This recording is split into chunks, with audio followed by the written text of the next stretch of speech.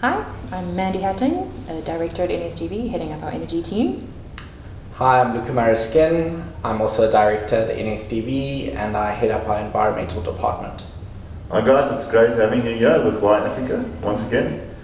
So I just wanted to know, I've returned from Zambia, so I'm focusing a little bit on the renewable energy and the mining sector in Zambia. Zambia's got a goal of reaching 3 million tons of copper per year in 2030. They're already struggling a little bit with electricity provision, and they will do in the future. So maybe you can tell me more about it and how does renewable energy supply fit into the whole scenario? Sure, yeah. I mean, I was there last year, and during the period I was there, they had a large rolling load shedding for quite a few hours during the day, and that was largely due to the drought that was occurring, and due to their reliance on hydropower, the power cuts had to happen. So I think the Zambian government has looked into this issue now and is trying to address it through different means, and one way to plug into this issue is to supplement it through renewable energy sources as well as importing power.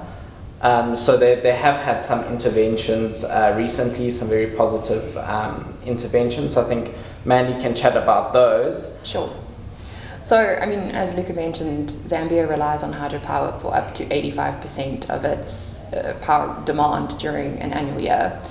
But recently they have become net importers of power, whereas back in 2022, before the massive droughts, they were actually net exporters into our Southern African power pool.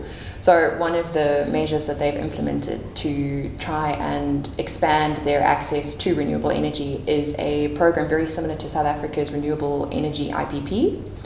Effectively, they've asked local and international companies to bid to develop up to 300 megawatts of solar power facilities in the near future that will help bridge the gap between what they're able to generate and what they're having to import at the moment. And I think attached to that is the opening of the grid through new regulations for private use. So there's some wheeling occurring, and I think that'll really plug into the system well and ensure that mines do have access to energy as needed. Perfect.